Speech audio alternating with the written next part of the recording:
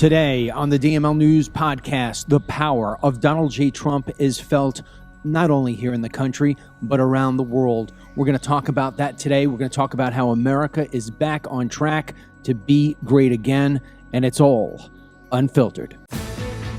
Dennis Michael Lynch gives you his word, and he will never let you down. He will always fight for America.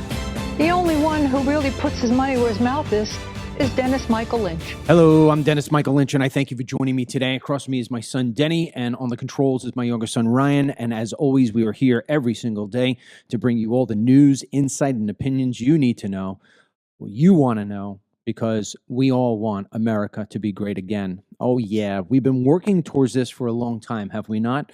We have been trying as hard as we can as Americans to stay positive, to get through what felt like hell on earth with Joe Biden, Kamala Harris, and Barack Obama pulling the strings in the background. Everything was upside down. Everything was inside out for the longest frickin' time. Victims were criminals. Criminals became the victims. We made money. We paid taxes. We thought we'd see better roads. We thought we'd see better airports. We thought we would see better improvements in everything in America. And instead, our money was sent to Ukraine time and time and time again. Iran took hostages. They called them hostages, Iranian Americans, people who were born in Iran, came to America, took our citizenship like it was some sort of prize that comes out of a Cracker Jacks box, and then moved back to Iran. Iran took them, held them, and what did we do? We sent billions of dollars. It was insane for 4 years. And you know it, and I know it. Whether we were sitting here at this desk, or you were at Thanksgiving, or you were somewhere in the store paying for eggs and chicken and milk, you just looked around and you said, what the hell is going on? Maybe your neighbor was in a car accident because some illegal alien who doesn't have a driver's license and doesn't have insurance rammed into you, God forbid if they were drinking and driving when they did it, and nobody did anything. Nobody did anything. Nothing made sense in the United States. And we told you here on this show that if Donald J. Trump had the opportunity to get back into office, he would do things differently than he did the first time. Not that the first time was bad. The first time I thought was pretty damn good. But this time it was going to be great because this man had learned so many different things about what it takes to be president. And that's the amazing thing, because there is no job in the United States. I don't care if you're the governor of one of the biggest states. I don't care if you're Gavin Newsom. I don't care if you're Ron DeSantis. I don't care who you are. There is no job that actually prepares you to be president of the United States. You go in there and you're freaking, you're wet behind the ears. You're like, hey, just got out. How do we do this?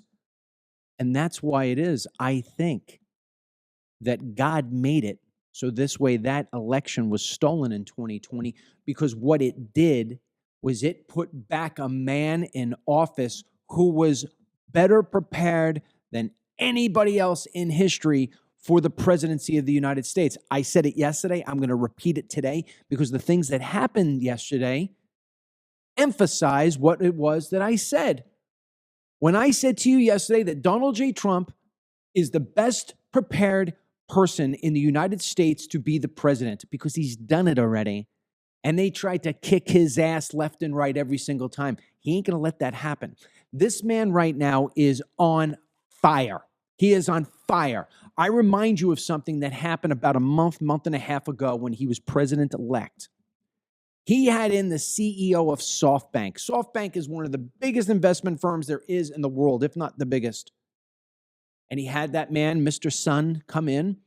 And Mr. Sun said, well, we're going to invest $100 billion into America now with you being president. And Trump, right in front of the press, said, how about you raise it to $200 billion?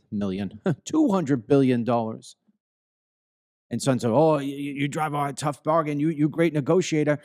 We think about it. Well, now he's president of the United States. Sun comes back. He's got Larry Ellison from Oracle, and he's got Sam Altman from, you best known as ChatGPT, OpenAI. Now the investment has gone up to $500 billion. That is the power of Trump. Companies, executives, and sooner or later countries are coalescing. They're rallying around Donald J. Trump because the power of Trump is felt here in the United States, and it is felt around the world in a matter of days.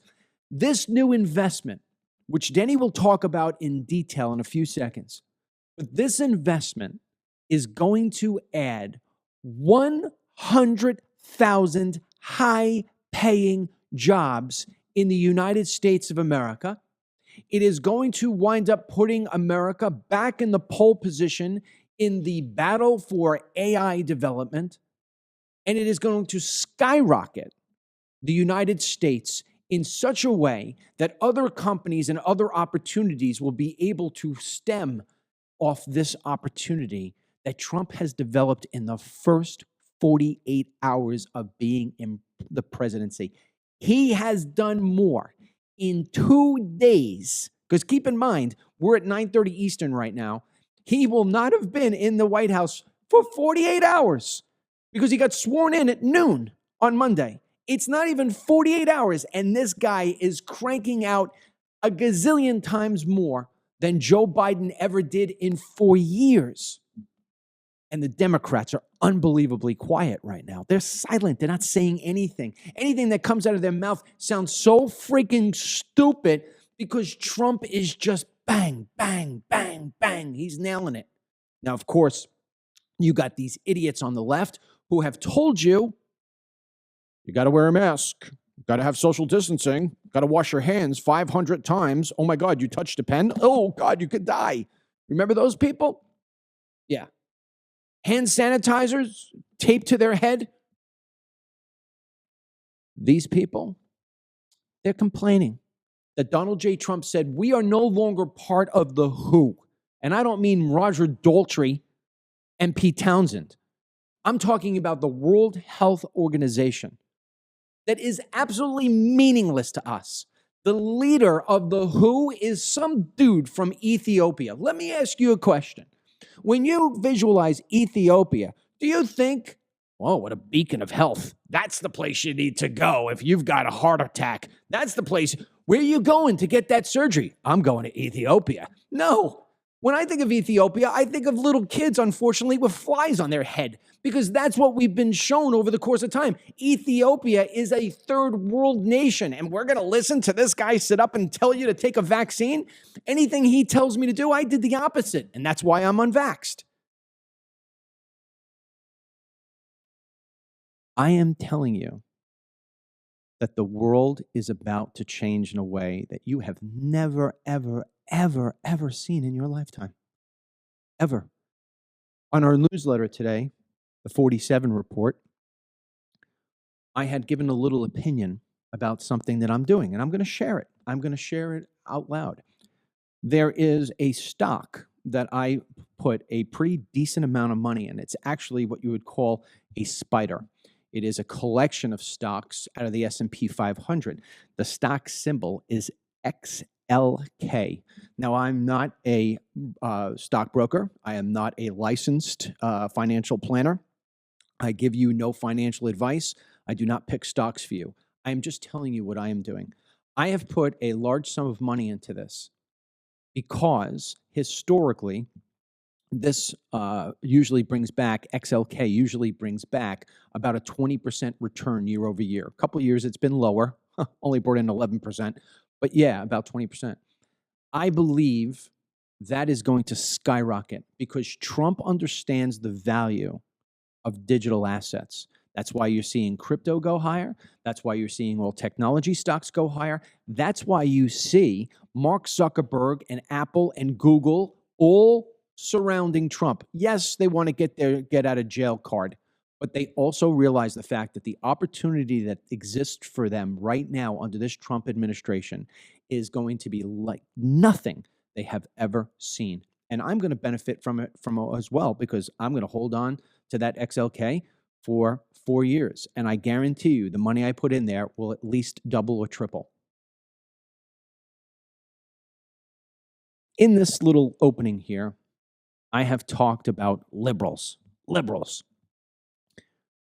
There are radical liberals that will never, ever, ever come to their senses. Nancy Pelosi, Adam Schiff, all these people are haters. They are haters. They're fueled. You're fueled by love. You're fueled by happiness. You look to achieve things. What they look to do is destroy things. They hate. That's what fuels them. We are never going to be able to turn them around. You're just not going to be able to do it. But there are many liberals, just people who voted Democrat for the longest period of time, who are going to come over to the Trump camp because we all universally share one thing. We all want to make America great again. And I will give you an example.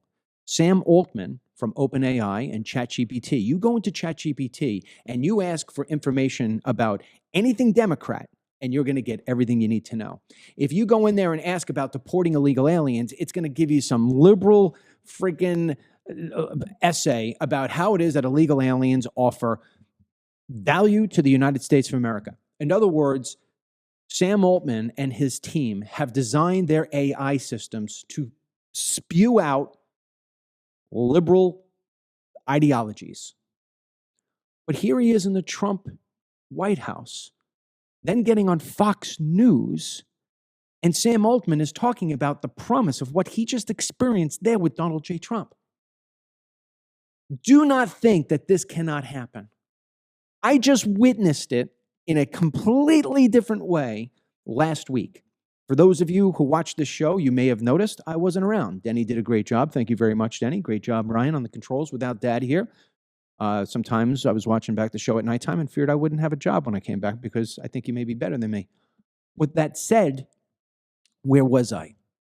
Each year, when my body allows me to, I go and I play at the New York Yankees fantasy camp. It's a charity thing, and the Yankees have a charity, and you pay to the charity, and then you go and you support the charity by playing some baseball. On my team were at least a handful of Democrats. They admitted they were Democrats. We spoke a little bit of politics. They gave their opinions. I disagreed with them completely. In fact, a couple of times actually laughed out loud at some of the things they said. But ultimately, I did not shred them to pieces. I did not turn my back to them. One of the guys who was a Democrat, admittedly so, was our center fielder.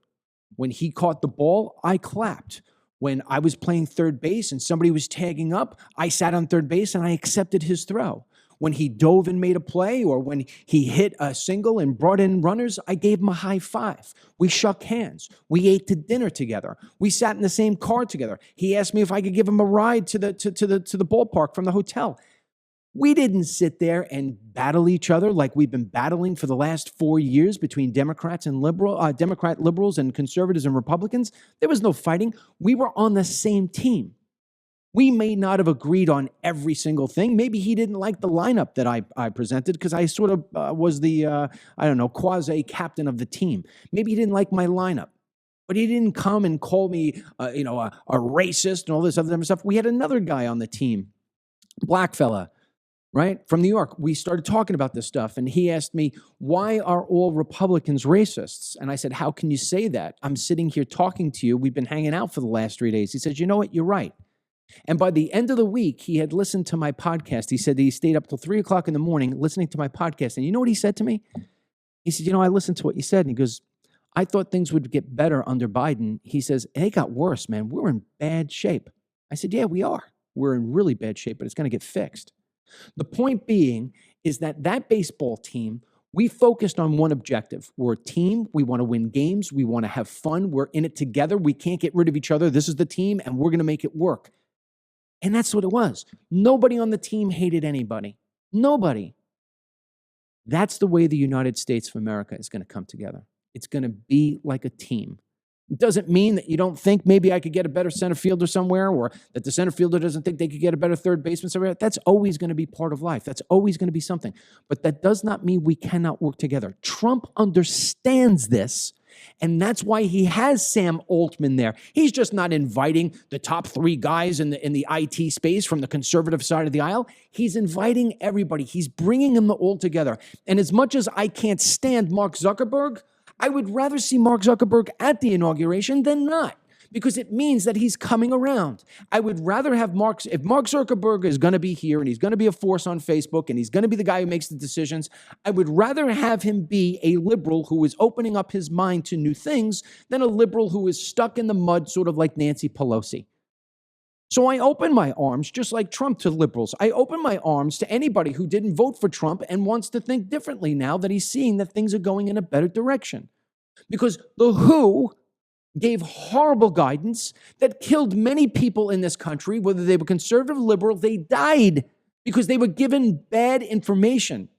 I don't want to see anybody die in the United States of America, liberal or atheist, God-loving, conservative, red, white, blue. I don't care what bumper sticker you have on your car. You're a fellow American. And that's the way we have to look at it. That's the way Trump is doing it. And that's why Trump has the power he does. In his first go-round, he wasn't the most friendliest of guys to the other side. In this way around, this time around, like I said yesterday, he's going to give them rope. And he's going to say, you could either hang yourself with it or you could climb up. I ask you to climb up and be part of me. And that is the power of Trump. And that's why I've made that big investment.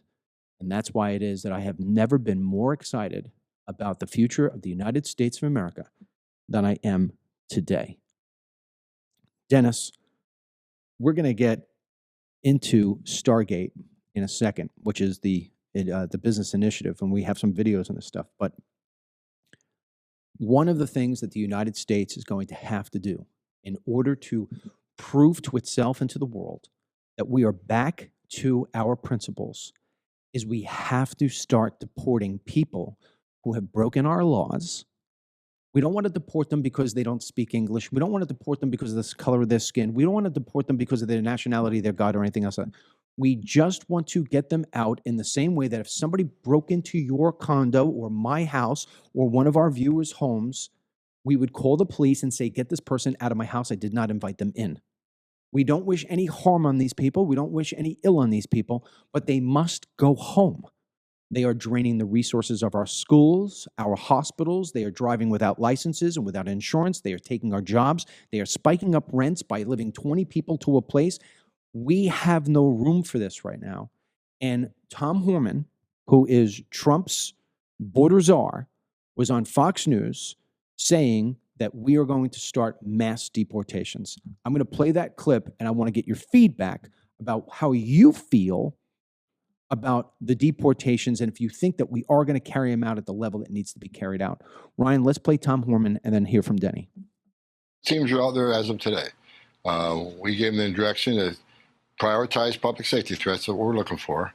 So we've been working up the target list. ICE officers throughout the country were told today, go make arrests of those here illegally that have a public safety problem, public safety threat. So they've developed target sheets, an operational plan that they go out in the field, the whole team goes, 5 or 6 guys go on a team for officer safety reach, cover the back door, cover the front door. Yeah. So they're out there right now looking for the most serious public safety threats throughout the country. We're putting them back to work. And how many of those serious public health, serious public safety threats do you think will be apprehended today?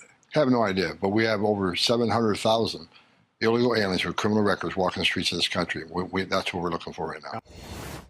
Yeah, so you kind of heard it from there that that first wave they're going to be tackling is around the 700,000 mark. Obviously, knowing me and you, we're going to want those numbers even higher. But I think, and from a little interview he did today, he had said they started with like a few hundred arrests. Now, my thing is that as long as that momentum just keeps, meaning like the numbers keep increasing, or at least it just shows that we're putting more out than ever taking back in again, it's already more than what Biden and his administration have even been close to doing in their 4 years. So it seems that their overall plan, and obviously we're going to hold them all accountable, and I'm hopeful that they're going to follow through, is start with the murderers and the criminals that like are actually the safety threat, and then go into those that are here illegally, and maybe they're not murderers, but they're not supposed to be here. So if that is the phase and the stage they're working on, okay, great, but they got to follow through with it. If they start leaning up, that's when we need to start putting the pressure on. Yeah, I mean, so I take a little bit of a different approach than most people do, including Trump and including, Tom Horman on that. And maybe they're just not saying it because they don't want to say it out loud. But first of all, before I get into my opinion on how those deportations should work, let me say that I can't remember when it was. Your mother sent it to me. I think it was when I was at the Yankee camp. But she sent it to me. She said, "Man, you were right. You were right. People are starting to self-deport." Yes. Okay. So there was a report last week that showed that people are actually leaving on their own accord. Yeah.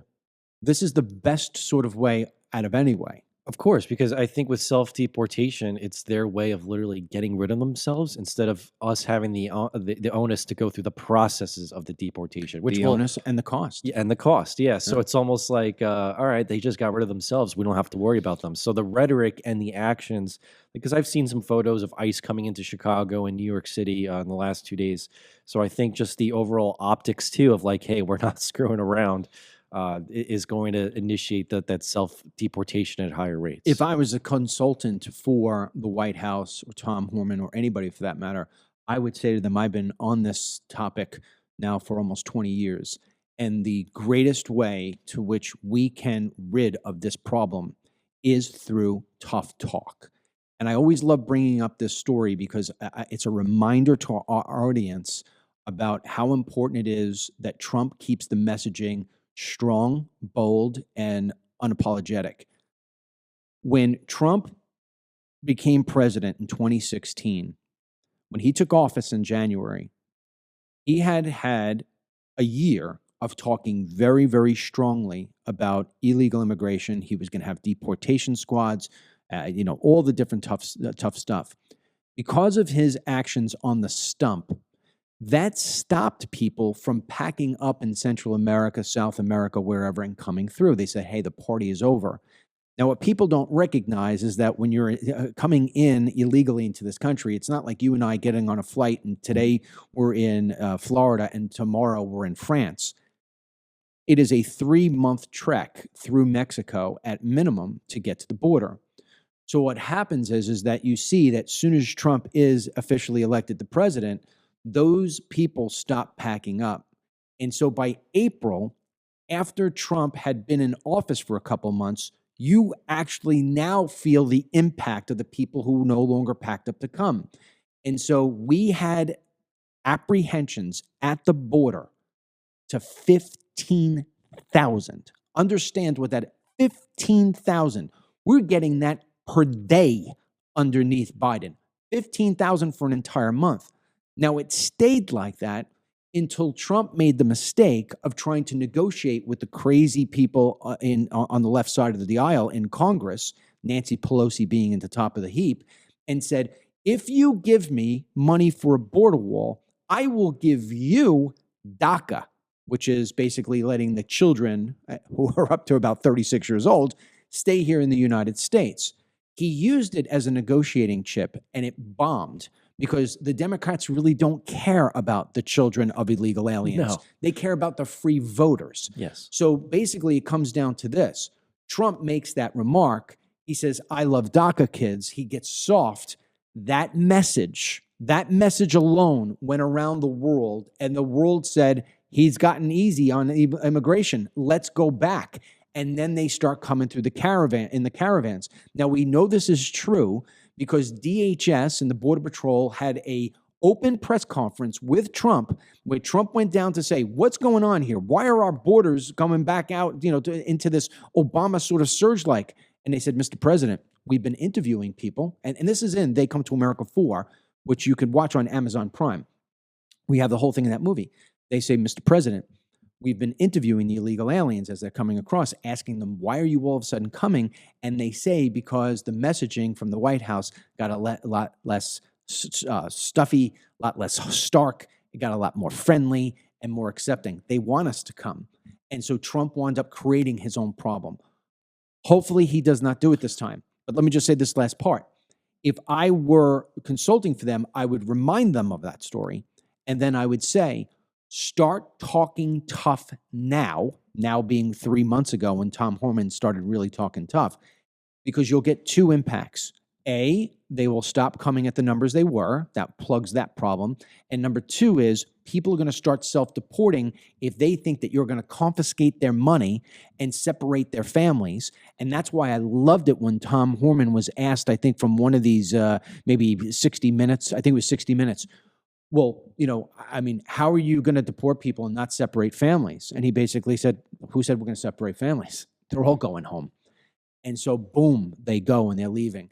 That alone is the most successful strategy you can have. With the second part about the raids, if they start doing raids and they film those raids and we see, let's say, for instance, it was you and you had a hardware, you had a contracting company and you had 25 illegal aliens, and I came up to your spot and I got all those 25 illegal aliens. And I also arrested you, Dennis, the American citizen who is doing this, and I fined you and I showed you that you're breaking the law and we're not going to allow it anymore. I'm telling you, this thing ends in a month. It's over. I totally agree. And I mean, one video I've already seen, because this was a pretty big action, although a very easy one. They have terminated that CBP1 app that Biden and his administration were pushing. There's even a video of, I guess, like a Mexican migrant lady getting to the border during Inauguration Day, and they told her, like, we just canceled all the appointments. So, they're definitely enacting actions here. The real thing that we're just going to want is to see the progression of, more and more each week, each month being deported and put out. It's got to be more self-deportations that are just evident. It's got to be the snowball effect. And in order to get that snowball effect, you have to do the two things I just talked about. Now, in addition to that, this is where I said I wanted to push back a little bit about what you had said, or at least the opinions that are being shared from the White House. I understand the alarm bell of MS-13 and TDA and all these gangs and these very violent illegal aliens. I get it. We already know that they're violent. Some of them are already locked up in prisons. Other ones, we know where they are because we're following them. Yes, let's get rid of them. Let's stop their crimes immediately, their murders, their drugs, all the other stuff. But, and this is a huge but, believe it or not, those people are not causing the greatest amount of pain in the United States of America. No doubt, you get a Laken Riley who's killed. It's tragic. But for every one Laken Riley you have 1 million Americans who are being negatively impacted, if not 10 million Americans, that are being negatively impacted by the illegal aliens who have not committed a crime yet outside the bounds of the crime of crossing our border. Now, the reason why I say we should be focusing on them first, A, is because let's stop them before they become the next Laken Riley murderer. B, if we're going to really get our economy back on track and we're going to get inflation down, we have got to get rid of all these people. Remember, one of the things that drives inflation is supply and demand. So when you've got an extra 50 million people in your country, and that's what I think the number is, 50 million people championing for the same eggs and the same chicken and the same rental property, what's going to happen? The prices are going to go up. When you've got kids of illegal aliens going into your school district, and all of a sudden you went from having 2% of children who couldn't speak English to now 60% of children who can't speak English, and oh, by the way, that's what we experienced when we lived in New York, they are draining the school resources. They are increasing the opportunity and necessity for your local government to increase your property taxes to pay for those things in those schools. All right. When you're looking at these illegal aliens taking up space at the ER because they're using the emergency room as their primary physician and they're not paying the bill, that's only going to increase your health insurance and your delay in terms of getting to see a doctor. When they're sitting there and they're driving without licenses and without insurance and they're getting into car accidents at unbelievable numbers, that's jacking up your progressive bill or whatever bill it is that your Allstate bill for when you're driving. I can go down the list, the amount of jobs that are taken in the construction field. Billy Baldwin, that absolute loser, the brother of Alec Baldwin, just posted up on Twitter yesterday, "Hey, MAGA, who's going to build the houses that burnt down in California if you deport everybody? My response was, hey, you tool, build your own house, hire an American who has American workers out there, and don't ask me to fix the problem that you created by letting all those people in there. Your problem, you voted for that fire as far as I'm concerned. But the point is that if we get rid of these people first, we are going to see every single aspect of our society improve, from healthcare to education to the criminal justice system to the housing expenses that we're all going to, inflation, and not only that, culture. The culture in this country has always been God-fearing. It has been, football on Sundays, and now I feel like I'm centered in a culture to where Spanish is first and English is second. And I want that crap to change. Well, it started. The White House took down the Spanish version of the White House website. Did you see Good. that? Yeah, As it should be. They terminated it. Liberals are freaking out, saying it's racist. As it could be. I'll tell you what the second thing I'd like to see Trump do, and now I'm going to say it point blank. I don't know why Marco Rubio, who was sworn in yesterday by J.D. Vance as the Secretary of State, I have no idea why Trump picked this guy. At some point, it's going to reveal itself, and I would bet every single dollar in Trump's bank account that at some point he's going to get rid of Marco Rubio, because Marco Rubio is going to disappoint. He always disappoints. But Marco Rubio yesterday gave his sort of like little speech after he was sworn in, and he did it in English and he did it in Spanish. I know. And well, why? Why? If you are in this country and you do not have the ability to speak English, you shouldn't be here. And he's feeding to those people. Marco Rubio was the guy, never forget, who looked into the camera and said, if you vote for me in the Senate for Florida, I will never, ever, ever support amnesty. He gets voted in. What does he do? He becomes part of the Gang of Eight, where 4 Democrats and 4 Republicans came together. And by the way, those 4 Republicans, notwithstanding Marco Rubio, McCain, Flake, Lindsey Graham. I mean, come on, you're looking at Rhino. That's Rhino City right there. He gains with them and tries to create a comprehensive immigration reform bill with Obama that was going to present amnesty to 30 million people.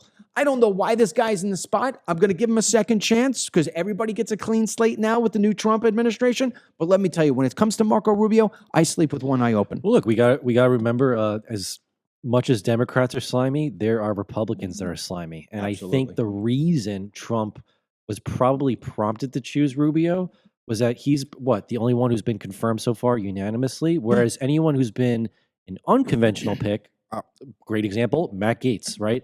They killed that immediately. Then he goes with Pam Bondi, and they still kind of give difficulty. Pete Hegseth, different opinions on it, but there's no doubt unconventional.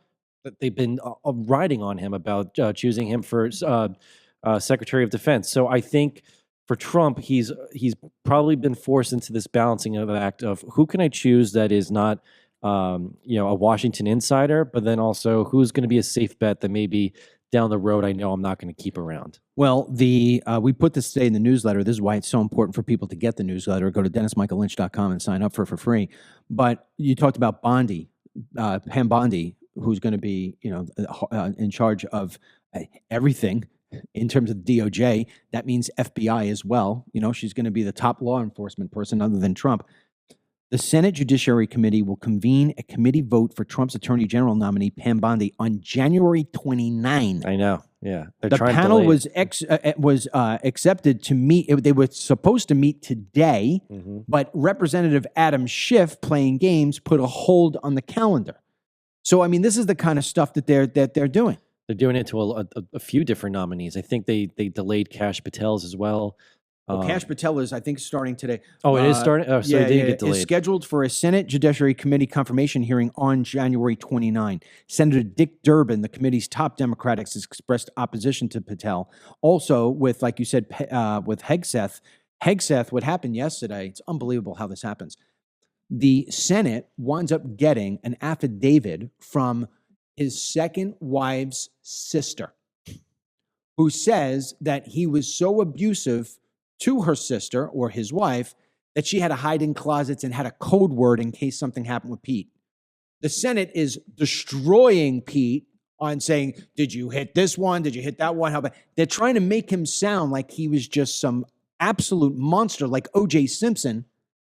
And what happens? Samantha, the actual wife, comes out and says, none of that's true. I mean, this is unbelievable. But it doesn't matter because the stain on Hegseth is already there. Nobody's ever going to hear a report that Samantha said it's not true. They're just going to report that the sister comes out with an affidavit. And I know this to be, what I'm saying is honest, because I read all the different lefty outlets today, and they're all saying the same thing about the affidavit, but they don't say anything about Samantha coming out and saying it's total bullshit. Of course not. They were thankfully they're just going to continue into irrelevancy. But the issue is that we know that the media is going to lie, and we catch on to all that. So no one even watching is going to even think twice that Pete Hegseth is some abuser, especially when the second wife counters her own sister. The issue now, like you said, are those Senate Democrats who are doing everything in their power to make sure that Trump's nominees, especially the critical ones that we like, are being delayed. That's why my theory is that Marco Rubio, because he is such a rhino, that he was going to pass through with flying colors. Of course. Still not the greatest thing, but I mean, I can only imagine how frustrated Trump would be if 90% of his cabinet are hit with these delays. Listen, and this is what they did to him the first time anyway. Yeah. And let's remember the Republicans did this to the Democrats by delaying judge appointments. So you get what you serve, okay? But doesn't matter. They're all going to come to fruition.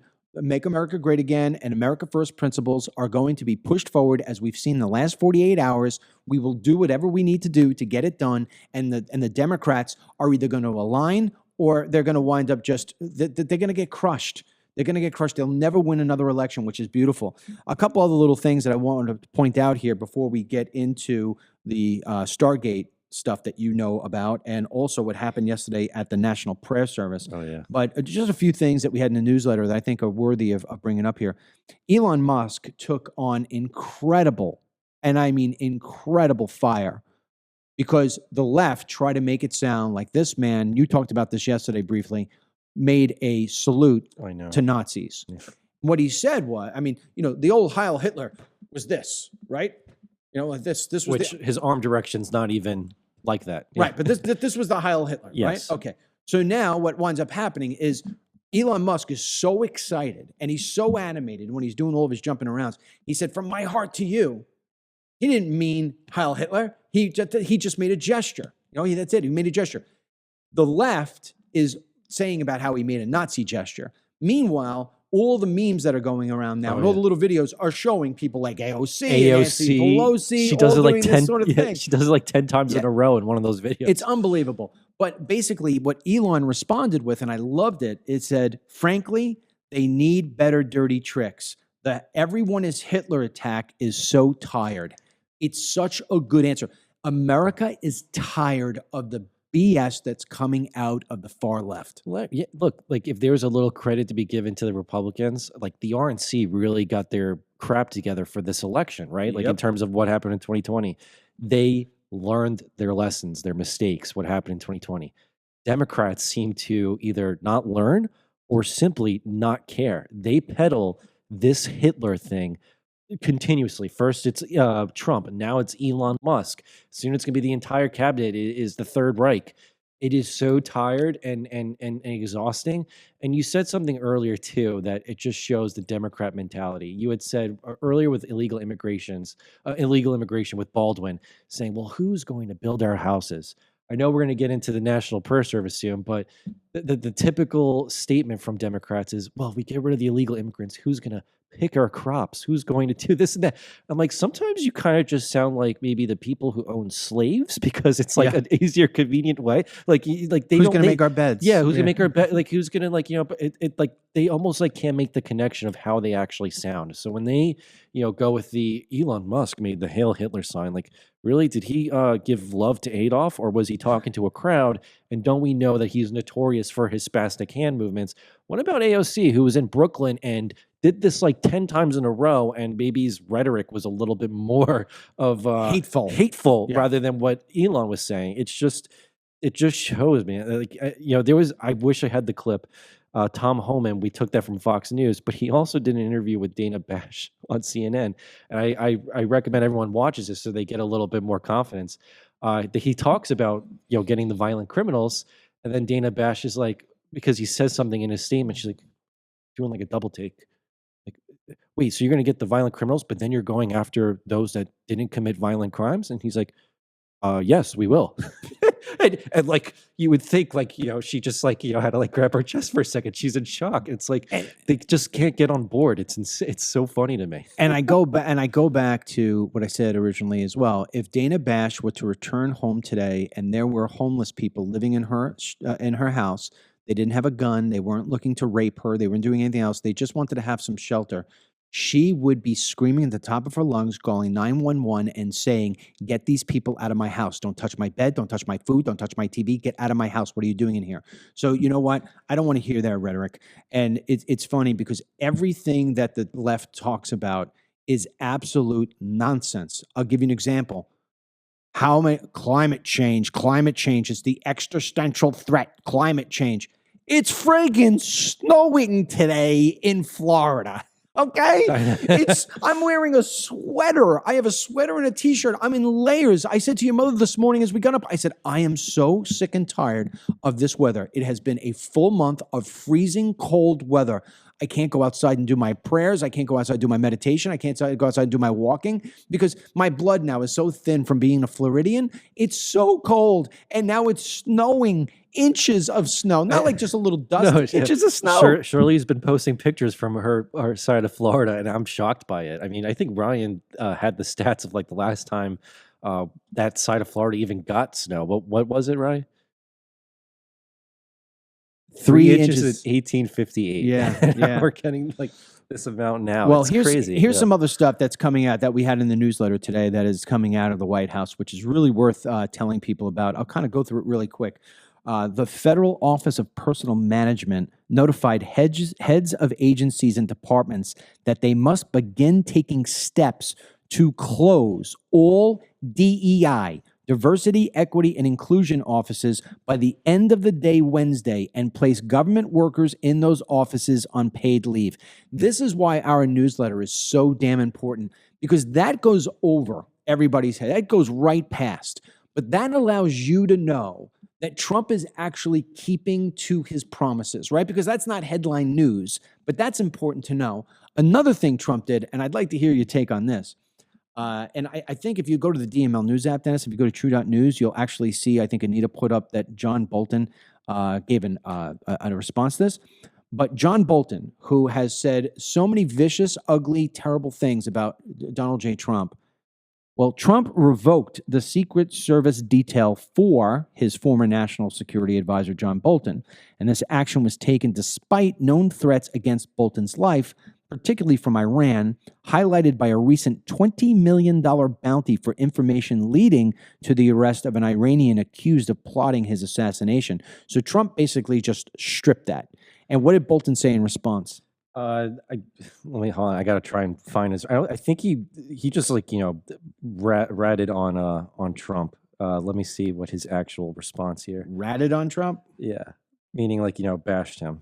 Oh, okay. So yeah, wait. So ready? So this is the statement. I am disappointed but not surprised that President Trump has decided to terminate protection previously provided by the United States Secret Service.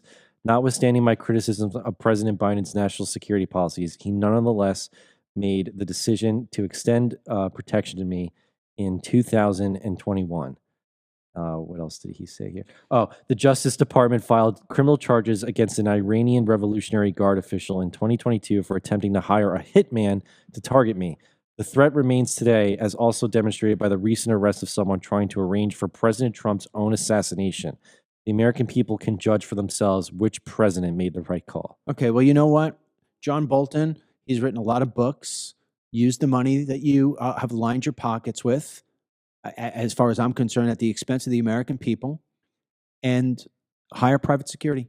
It's that simple. Yeah, I have some very good news for you. Go You'll be ahead. happy, and I'm sure you give the explanation for anyone. Go ahead. President Donald Trump has stripped the security clearances of a number of anti-Trump former officials, including retired General Michael Hayden, the known advisor to NewsGuard. Oh, So he's stripping down people who are part of good. NewsGuard. NewsGuard, in case you don't know, NewsGuard is not a friend to this show or No. to any conservative show. No. They have gone out and tried to strip people like us, of our advertisers, and they did a really good job on behalf of us because we lost Google, we lost other spaces as well by saying that people like us put out fake news.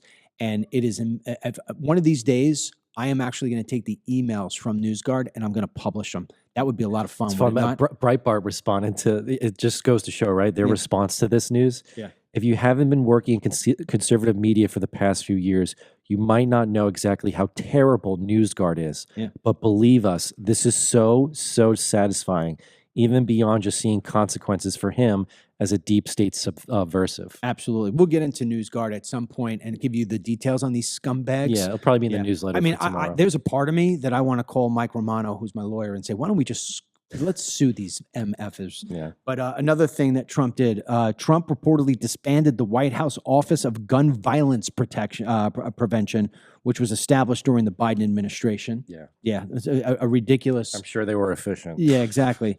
And then what else? DHS overhaul. Acting Secretary Benjamin Hoffman of the U.S. Department of Homeland Security announced the termination of all advisory committee memberships. This decision was made to eliminate the misuse of resources and ensure that department activities prioritize national security, because the people at DHS were inviting in illegal aliens instead of protecting the homeland. And the other thing I think is worth telling, that it was also in the newsletter, and then let's get to this prayer service thing.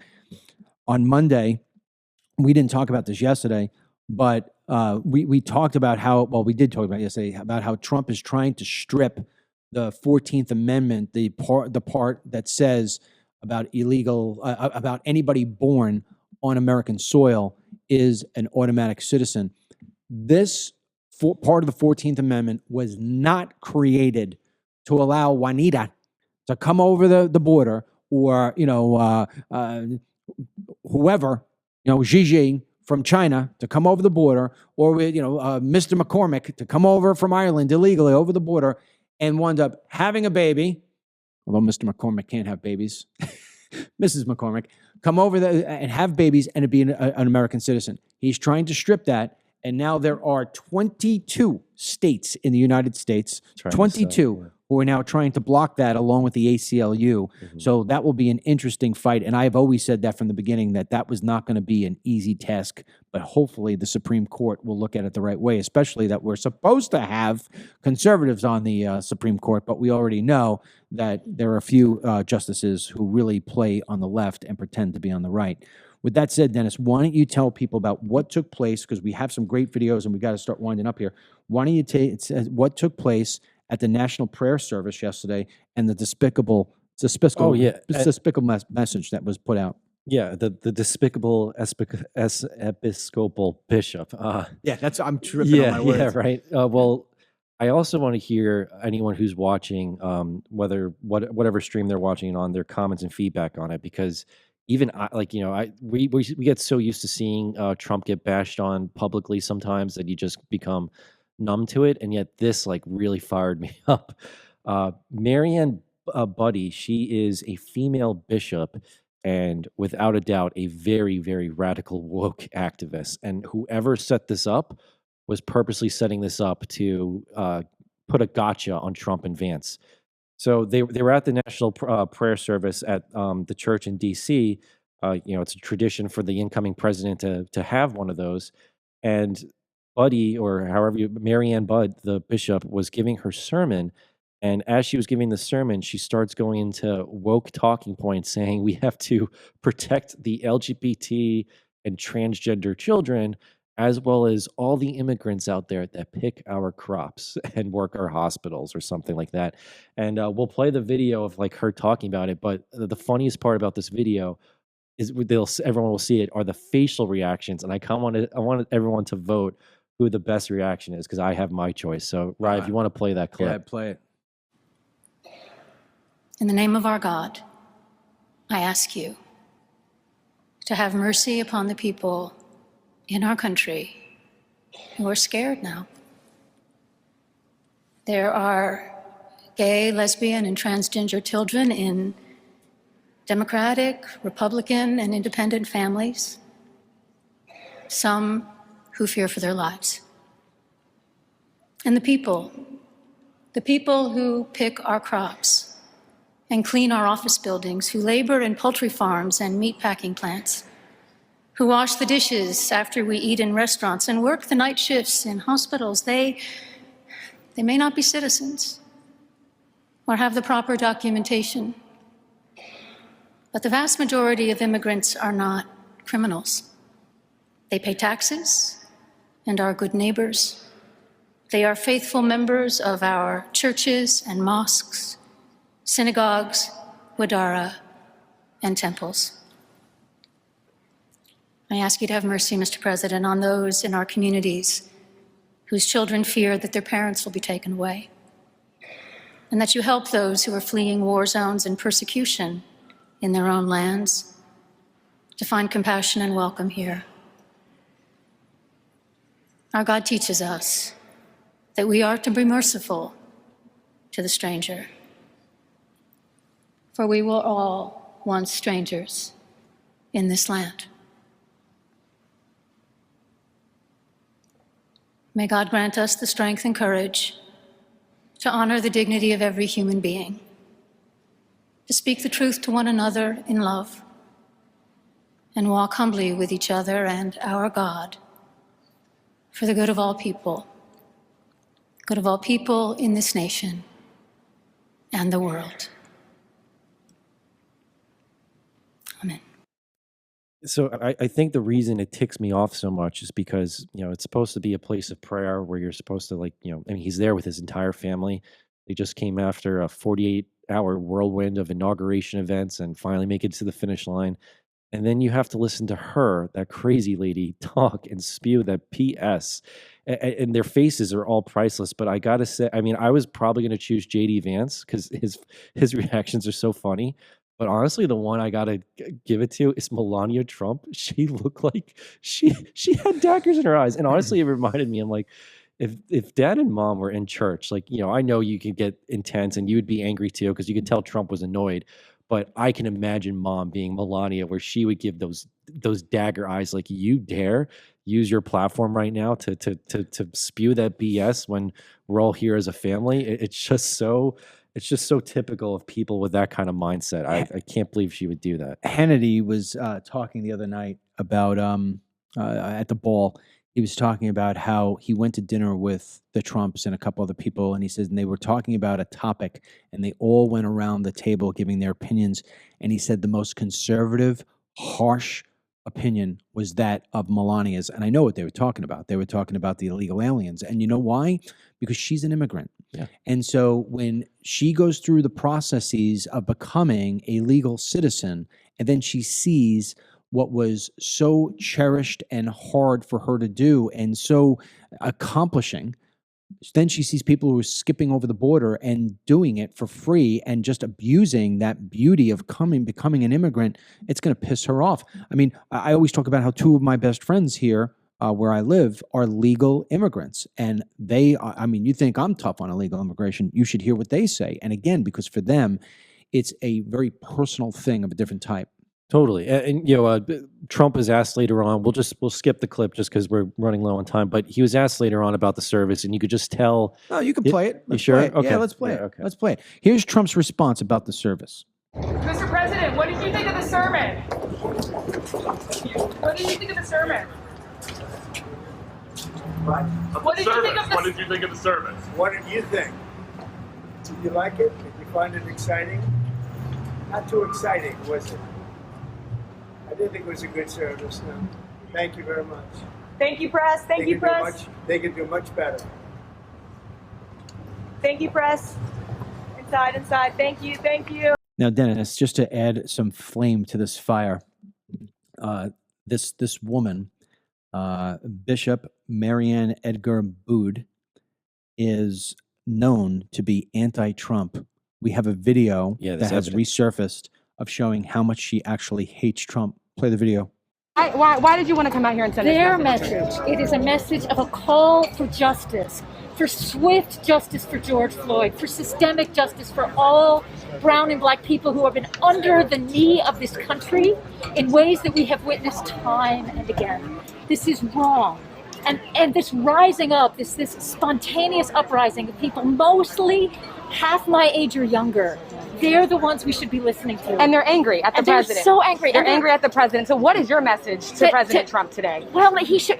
I've given up speaking to President Trump. We need to replace President Trump. We need leadership that will lead us in the ways that this country deserves. Thank you. Thank you. Yeah, she's got her face diaper there. And just to add to this, to just show how radical she is, I just saw this come through my feed. It's from The View. Coming up, Bishop Marianne Edgar Bood joins The View live to respond after President Trump criticized her pointed message yesterday at the inaugural prayer service where she called on the president to show mercy toward LGBTQ, LMNOP people, and immigrants. Well, I hope. See, but wait, I want to end immigrants. Yeah, I know. No illegal, right? No. Melania Trump is an immigrant. He's going after illegal aliens and deporting them. But they'll never say that. See, that's the left. It's all about the words and the messaging. Well, I hope Bishop Booty or whatever has fun with her 5 minutes of fame for the 10 people who watch The View. So, but yeah, whoever arranged for that service to be, with her at the charge needs to be fired because that was clearly a setup. It was disgusting. But, let's stick on the positive news here for a second. We're going to wind up the show here with two clips. One's funny, and one kind of just gives you an idea of the Stargate stuff. And Dennis can actually fill in the blanks on it. We got about another 5 minutes here. Ryan is going to play a video from yesterday's Stargate announcement, the $500 billion announcement that I talked about at the very opening of the show. We should have showed you the clip earlier, but we'll show it to you now. Play the clip, Ryan. Together, these world-leading technology giants are announcing the formation of Stargate.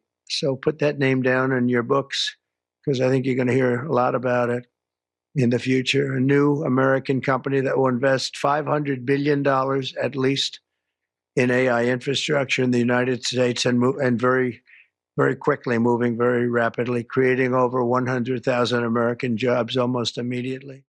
Yeah, so just as a recap reminder, this infrastructure project is going to be $500 billion over the next 4 years. They're looking to hire 100,000 jobs. Oracle, SoftBank, AI. I mean, it's going to be a big undertaking, and I think they already started kind of in Texas. My two things on it is that, AI can be a little bit contentious. Sometimes it could be great. Sometimes it could be, but I think it's a necessary evil because the overall point on this, and they kind of say it in their statement, China, regardless whether we like it or not, is going to keep developing on it. And I'm sure Trump, and he already alluded to it, is going to be coming out soon about those drones and who was behind it. So if this is we got to beat China, I completely understand. And you know what? Let's get going, especially if it makes jobs. My one caveat, and I'm sure you're the same way, I want to make sure that these jobs are definitely going to American citizens and aren't another little bit of an H-1B scapegoat. One of the things about AI that I think is going to change the world very rapidly, and I'm telling you, as a guy who has spent the last couple of years doing a lot of stuff, hospitals, doctors, trying to find this, trying to find that problem, why is this hurt, why is that hurt? I think the biggest problem for AI, I should say this, biggest problem, I think the biggest benefit for AI for American citizens is going to be the advancements it is going to create in detecting diseases, detecting cures, detecting opportunities for people to live longer and healthier. The number one hate agent against AI will wind up being the drug companies. And I would just love to see it if the AI systems for healthcare will be able to at least, I don't want to say get rid of the drug companies because I think they play a role, but they need to come off their perch. They are basically running the country, and we have become a pill mill.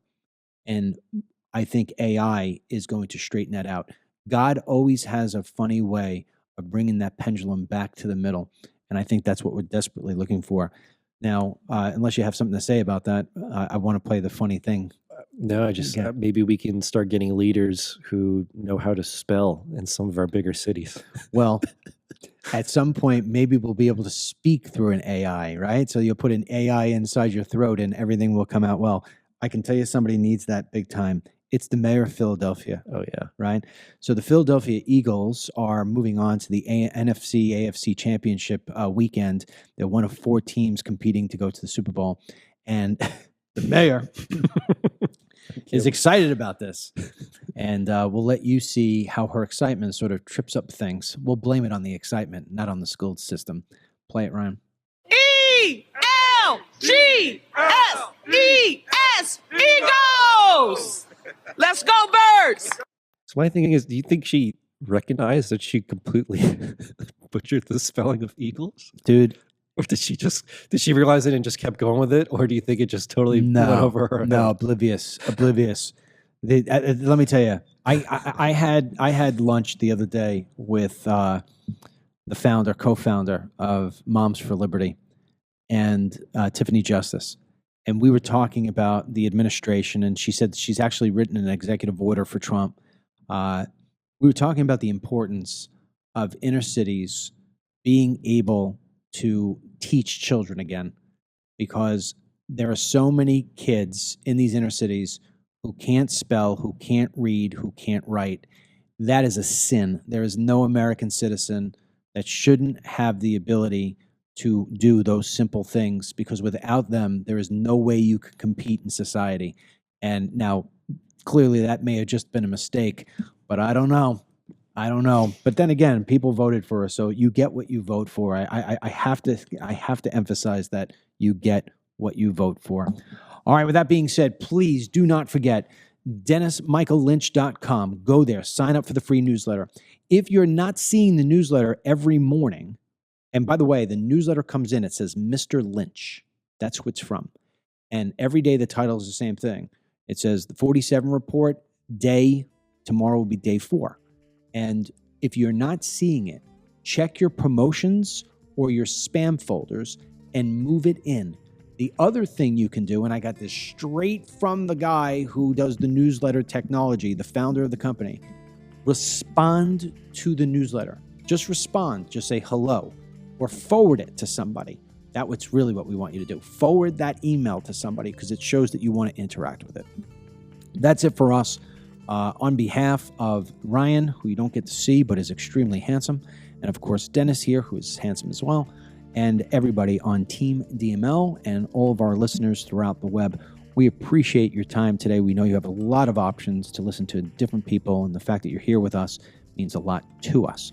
On behalf of all those folks, I wish you and your family the best today. May God bless you all. May He bless the United States of America, and may He bless Donald J. Trump. And today's Team DML blessing goes out to Kim Jackson. All right, Kim. Good day for you. We'll talk to you soon. Get the Dennis Michael Lynch podcast every day by subscribing on Apple Podcasts or Spotify, and download the DML News app from the Google Play Store or the Apple App Store for breaking news, merchandise, films, exclusive content, and Team DML.